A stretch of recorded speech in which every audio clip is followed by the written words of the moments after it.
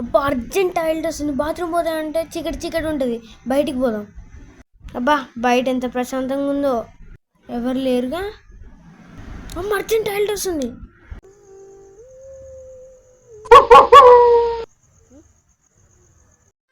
ఏదో తేడాగా ఉందేంటి? ఇంత సైలెంట్గా ఉందేంట్రా బయట.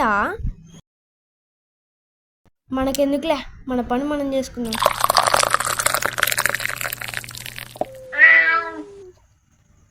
ఎవడ్రదే?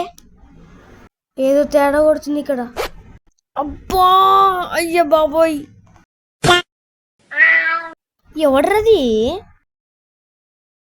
ఈరోజు కాంచన వచ్చిన, చంద్రముఖి వచ్చిన, గంగా వచ్చిన, యమున వచ్చిన.